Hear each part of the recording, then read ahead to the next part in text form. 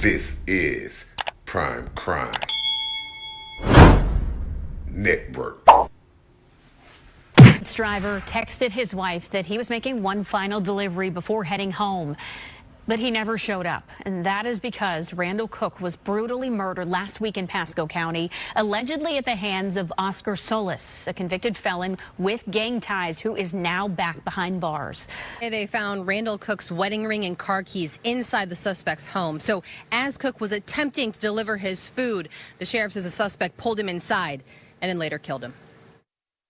Like I said, 1 minute at a time, not even 1 day, but 1 minute. Brittany DeZoba and her family are devastated after her stepfather, Randall Cook, was killed while delivering food for Uber Eats. This man murdered my stepdad, my mom's husband, for no reason. We don't know them. We don't know this guy. Last Wednesday, the Pasco sheriff said Cook texted his wife he was making one last delivery, but he never came home. So she reported him missing, and detectives reached out to Uber Eats. They were able to provide us some information and his last known GPS coordinates. That's how detectives ended up at Oscar Solis' home on Moog Road in Holiday. Eventually, they talked to Solis' roommate, who shared video with them. You can actually see the victim walking up to the house to deliver food, but the video cuts off at that point. Investigators say they later learned that Solis carried several trash bags around the side of the house. And on Friday, they discovered a body at the home on Moog Road. Unfortunately, what we found inside of some of those trash bags was human remains. Solis is being held under no bond. This is video of him in court on Tuesday. This person, you always say the word evil, but this is demonic. Arrest affidavits show Solis was released from the Indiana State Prison System in January of this year. He was arrested for burglary and assault and moved to Florida after being released. However, he did not register with the county for being a convicted felon. The sheriff saying today that Solis has gang ties. You're talking about a very violent individual that Indiana released and sent down to Florida. Solis' father used to live at the house on Moog Road, the sheriff told us. But he moved out when his son came down to Florida. Last week, the suspect's father is the one who had ordered the Uber Eats food for Solis, food that was delivered by Cook. And I'll tell you this, I kept asking, what's the connection? The sheriff is hoping these two individuals might have some information, saying the pair was in the Moog Road house about an hour before the crime happened. The suspect may be a gamer, so maybe that's why these other kids are over there. If you recognize them, please call the Pasco Sheriff's Office. Meanwhile, the family just wants answers. Just knowing she has to come home every day to her husband not there. They shared so many amazing memories together, but that's the only thing we can look up is just he wanted her to be happy. He doesn't want her to see her like this at all. Now, motive is still a big question that needs to be answered. The sheriff only saying the two did not have a relationship. The suspect and victim did not know each other, and just calling this crime. Prime Crime Network. It was exclusive. It was a night that I had been looking forward to for a very long time, and turned for the absolute worst to what I hope to be the worst thing that I have to live through. April Bancroft is wearing the sweatshirt her 20-year-old brother, Jacob Lewis, picked out for her Friday night when they attended the Taylor Swift concert at NRG.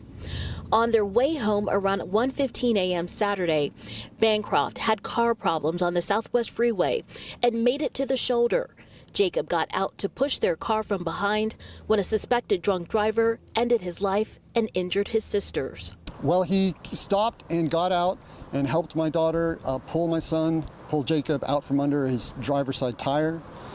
And only after that did he get back in his car and drive off and leave. Houston police say a tow truck driver followed 34-year-old Alan Hayes to the 4500 block of Caroline Street, where he was taken into custody. Hayes is charged with failing to stop and render aid and driving while intoxicated, his third DWI. That's really disappointing.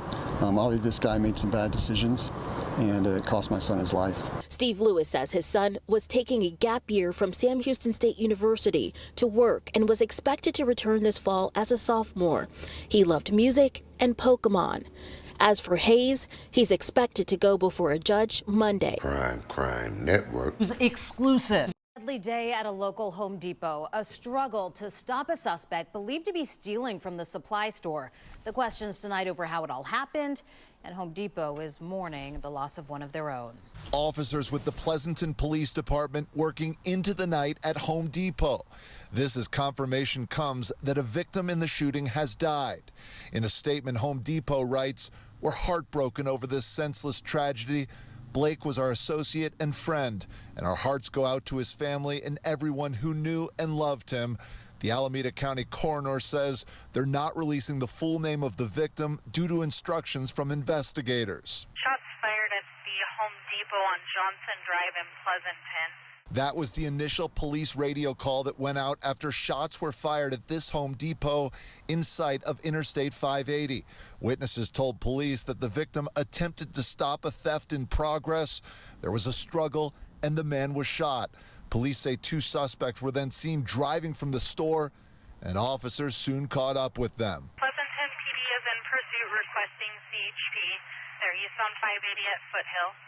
This is a red Nissan Pathfinder. They just updated westbound west of Foothill 106 at 90 miles per hour in lane number 3. The chase ended at this location on Ney Avenue in East Oakland. This man was detained along with this woman. Their Nissan Pathfinder towed. Shoppers angered by the news. Pleasanton and Dublin used to be really safe places to go and visit and live. And it just seems like it really has changed in the last, I don't know, 5 years. I'm really frustrated how this is happening. Better laws and stricter enforcement. Police won't say where these shots were fired or if the victim was on any security team. They also won't say if the suspects here have been arrested or charged, only telling me that a press release will be issued on Wednesday. Prime Crime Network. It was exclusive. Surveillance video appears to show the victim wrestling with the first suspect before taking the gun out of his hand to shoot a second suspect who approached and fired the 2 shots that struck the victim. Ricky Seck, the owner of Ricky's Spot, said he was scared when the gunshots started to erupt right outside the shop. Everybody's afraid of gunshots, he said. We were afraid that they'd run into the bar and start shooting everybody in here. So for safety, he had no other choice but to lock both of his doors. This first suspect was trying to rob the victim as he was standing on the sidewalk, and the second suspect jumped into the action after seeing the struggle ensued. It appears that the victim was struck by the second suspect at least one time. Both suspects then fled in a dark-colored SUV going south on the 5400 block of Edgewood Street. A brazen attack in the middle of the day, and all in front of surveillance cameras in Wissinoming. Just before 2 o'clock Monday afternoon, on the 4200 block of East Cheltenham Avenue, police say a man in black tried to rob that man in blue at gunpoint, but the victim fought back, pinning his attacker down and taking his weapon. Just as he grabbed it, though, a second suspect runs up and opens fire on the victim, hitting him twice. Call the ambulance, call him. I'm screaming, calling him because I'm shook up. And he just looking like he's straight in shock, but he was still kind of scared that somebody was going to come back and shoot him because it happened so fast. Leona Lyle says the victim is her friend, and his attack has left her rattled. Nervous, like I'm nervous now, shook up. Police say the 46-year-old victim was taken to Jefferson Torresdale Hospital and is expected to survive. Meantime, this neighborhood is relieved this attack didn't turn deadly and that no one else was injured. Thank you for watching Prime Crime Network, your source for urban and suburban and around the world news. Hit the subscribe, like, and the notification bell. And check us out on PrimeCrimeNetwork.com.